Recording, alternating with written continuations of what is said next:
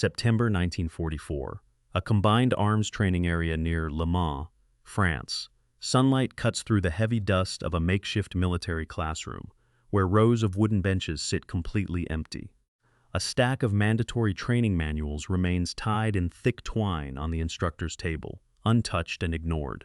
Outside, the distant, rhythmic rumble of Sherman tank engines vibrates through the dry soil. But inside this perimeter, a deliberate choice has been made to ignore them. An infantry battalion commander looks at an official order from 3rd Army headquarters, folds it twice, and slides it under a heavy field desk. He decides that his men have nothing to learn from steel boxes. It is a quiet act of defiance born from centuries of traditional military pride. But in the fast, brutal reality of modern mechanized warfare, an unanswered radio frequency can become a death sentence within 72 hours. 4 American soldiers are about to pay the ultimate price for this single moment of arrogance. General George S. Patton will soon discover the empty classroom, and he will ensure the punishment physically mirrors the deadly isolation of the crime. This is the story of what Patton did when an infantry commander refused tank training and 4 men died from friendly fire. Before we continue, make sure you subscribe. We tell the World War II stories that show the cost of pride in a war that punished it. 2nd Lieutenant Mark Petrov was 24 years old. He came from the steel mills of Cleveland, Ohio, where hard work was measured by the sweat on a man's brow and the weight of metal in his hands. He was the platoon leader of a unit assigned to support the infantry, a young officer who had already lost 2 tanks and 3 close friends to anti-tank ditches in Normandy. He understood that a tank was a powerful weapon, but he also knew it was completely blind without men on the ground to guard its flanks. His brother had died in an infantry unit the previous year, leaving Petrov with a deep, personal commitment to protecting every single soldier who marched alongside his tracks. He had spent his brief rest periods trying to master the complex infantry signaling systems, desperate to ensure that his armor and their boots moved as a single, flawless machine. Yet, despite his careful preparation, he was about to be pushed into an operational vacuum where his training counted for nothing. Lieutenant Colonel Rupert Garrett was 45 years old and came from Augusta, Georgia. He was an infantry battalion commander who had spent 20 years climbing the traditional Army ladder, a man who believed that modern technology was ruining the purity of the foot soldier. He wore a tailored uniform, kept his boots polished to a mirror shine even in the mud of France, and carried himself with the rigid certainty of old military aristocracy. To Garrett, armor was nothing more than a flashy gimmick, a loud and unreliable distraction that could never accomplish the true work of holding ground. He openly mocked the armored divisions, telling his junior officers that real battles were won with rifles and bayonets, not grease and gasoline. He had ignored 2 direct training directives from high command, viewing the mandatory combined arms lectures as an insult to his decades of experience. He was completely convinced that his infantry battalion could handle any obstacle on its own, entirely unaware that his stubborn refusal to adapt was about to cost the lives of his own men. By the late summer of 1944, the Allied advance across France had become a sprawling, chaotic race against time and geography. The breakout from the Normandy pocket had shattered the German front lines, but it also forced American logistics to stretch to the absolute breaking point. Divisions were moving faster than their supply lines could follow, and the nature of the battlefield was changing from slow, static hedge fighting into rapid, unpredictable maneuvers across open country. In this environment, the traditional boundaries between different combat arms began to dissolve entirely. A single infantry regiment could find itself holding a critical crossroads at dawn, attacking a fortified village by noon, and needing immediate armored support by nightfall. The old ways of fighting, where branches operated in separate, isolated silos, were proving to be dangerously obsolete against a desperate and highly professional enemy. Despite the obvious necessity of integration, senior commanders across the European theater frequently allowed branch rivalries to simmer beneath the surface. Many old-school officers who had earned their commissions in the horse-drawn army of the 20s, viewed the rapid expansion of the armored forces with deep suspicion and professional jealousy. They looked at the grease-stained mechanics and young tank commanders as loud upstarts who were stealing resources away from the traditional backbone units. Higher headquarters often issued strongly worded directives about cooperation, but in the frantic rush to keep up with the daily advance, actual oversight was thin on the ground. Corps commanders were focused on fuel allocations and ammunition tonnage, often leaving individual battalion leaders to manage their own training schedules. If an infantry commander chose to focus entirely on his own internal discipline while ignoring his armored neighbors, the omission was easily overlooked in the daily chaos of the advance. That administrative neglect created a fatal blind spot, and the heavy price for that oversight was about to be exacted on a quiet hillside just outside the training grounds. Lieutenant Petrov drove his jeep up to the infantry battalion command post and found the commander sitting at a canvas table. Reviewing a map, Petrov saluted politely and held out a training manifest. "Colonel Garrett, I am the platoon leader for the armor assigned to support your advance tomorrow morning, and I need to coordinate our radio frequencies and hand signals before the jump-off." Garrett looked up from his map, glanced at the manifest, and did not return the salute. "We don't need a formal coordination meeting for a minor advance, Lieutenant. Sir, my tank crews cannot see clearly through their vision slits, and if your infantrymen do not know our blind spots, we risk running them over or missing their targets entirely. My men have been marching across France while you people have been riding on leather seats, and they know exactly how to stay out of the way of a motor vehicle. With respect, Colonel, the Third Army Order explicitly states that all officers must sync their networks, and right now, my platoon is on a completely different frequency than your company commanders. Infantry is the queen of battle, Lieutenant, and we do not alter our communication structure to accommodate a few noisy tin cans. If we encounter heavy German resistance in the tree line, my gunners will be firing blind without your forward observers calling in the proper coordinates on our net.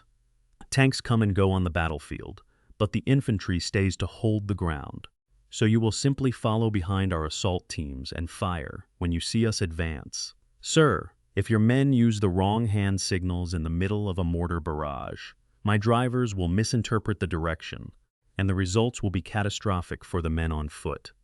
You have your orders, Lieutenant, and you will deploy your machines exactly where my captains tell you, without lecturing my veteran staff on how to fight a war.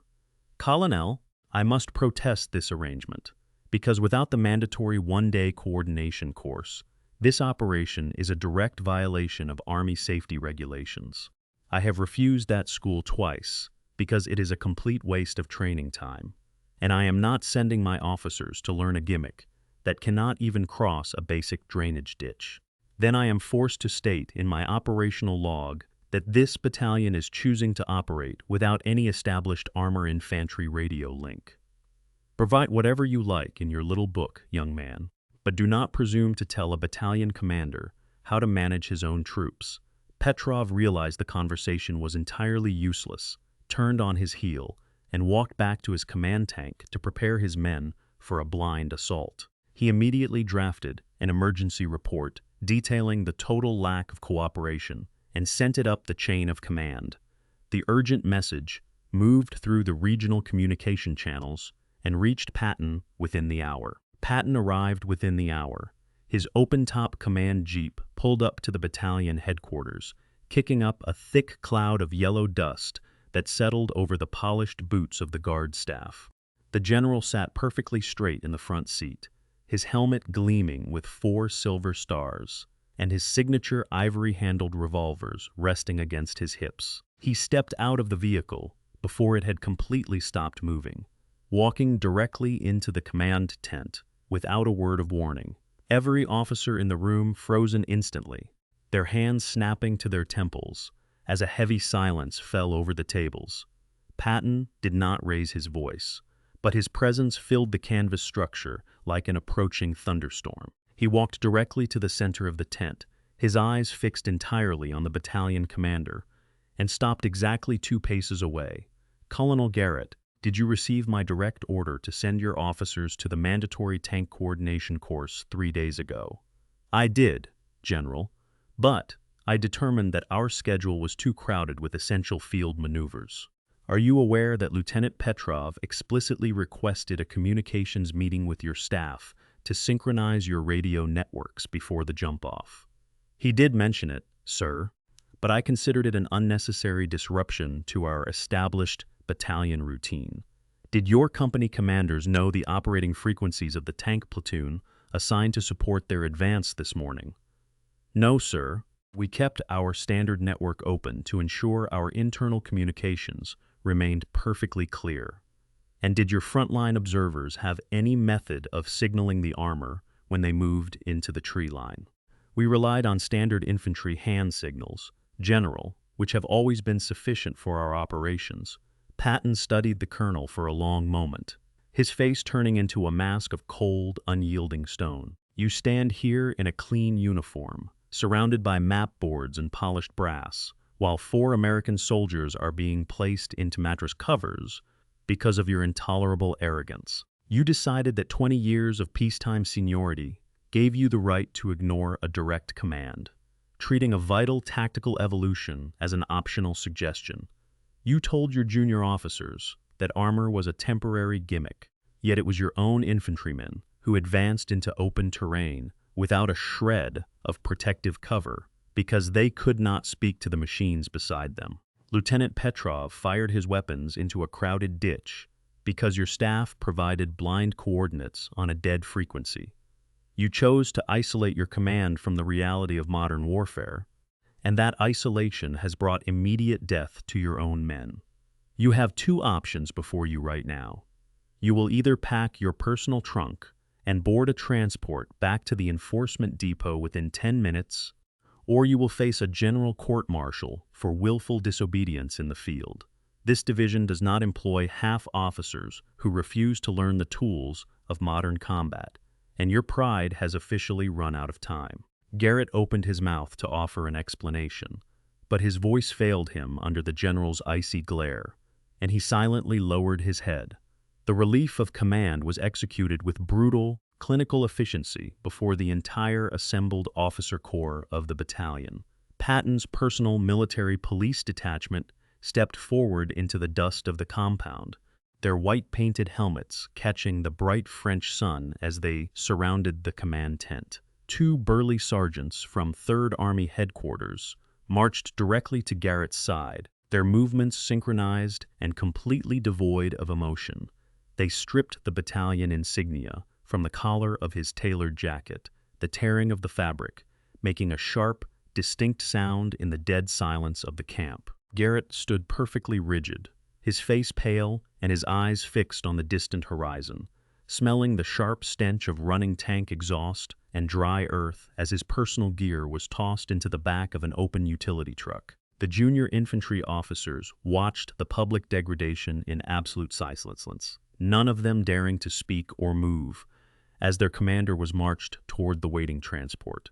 Within 30 minutes, a new colonel arrived by courier to take over the unit, carrying a stack of revised operational orders, signed by Patton himself. Every company commander was immediately ordered to report to the training grounds, where the tank coordination course was made completely mandatory, with attendance verified daily by 3rd Army inspectors. Second Lieutenant Mark Petrov returned to Cleveland, Ohio, after the cessation of hostilities in Europe, carrying the invisible weight of the war back to the industrial heartland. He left the Army behind, but could never fully escape the memory of that blind morning on the French hillside. He married his childhood sweetheart, raised 3 children, and spent over 38 years working as a foreman in a local automotive assembly plant, where he became known for his absolute, unyielding insistence on workplace safety protocols. He rarely spoke to his family about his time commanding a tank platoon, but his grandchildren discovered a dented set of steel dog tags and a heavily creased map of Le Mans tucked away in his bottom desk drawer. He lived a quiet, unassuming life, surrounded by the affection of his neighbors, until his death in 1989, Lieutenant Colonel Rupert Garrett spent the remainder of his life in the bitter shadow of his public removal from command. He was transferred to a dusty administrative depot in the American South, where he spent the rest of the war sorting logistics manifests and inspecting supply warehouses far away from the glorious frontline combat he had envisioned. He retired from the Army at his earliest opportunity and returned to Augusta, Georgia, where he grew increasingly isolated from his former peers. He wrote several self-published essays defending the traditional primacy of the foot soldier, but his theories were largely ignored by a modern military that had fully transitioned into mechanized warfare. He died in 1964, a forgotten man who spent his final years complaining to local veteran groups about the decline of traditional military discipline. General George S. Patton never mentioned the incident in his public briefings or his post-war press conferences, treating the matter as a routine disciplinary correction beneath the notice of high command. However, he kept a copy of Petrov's original emergency report and the subsequent relief orders locked in his personal desk diary until his fatal accident in December 1945. In a private letter to his wife, written just 2 days after the confrontation, he noted that a commander who refuses to adapt to the changing tools of his trade is far more dangerous to his own troops than any enemy machine dug into the opposing tree line. Some historians have argued that Patton's severe treatment of the battalion commander was unnecessarily harsh and disruptive to the unit's chain of command during a critical operational phase. They suggest that branch isolation was an institutional failure across the entire Army rather than the fault of a single officer. Others have argued the opposite, asserting that the general's swift and public removal of the colonel was entirely justified because battlefield arrogance directly caused preventable American casualties. They maintain that a firm example was required to force old-school traditionalists to accept modern tactical realities. What is certain is that after the incident, cooperation between armored units and infantry elements within the Third Army improved dramatically. If you had been in Patton's position, would you have removed the commander immediately, or would you have given him a final warning before the next assault? Let us know in the comments, and if you want more stories about the cost of pride in a war that punished it, make sure to subscribe.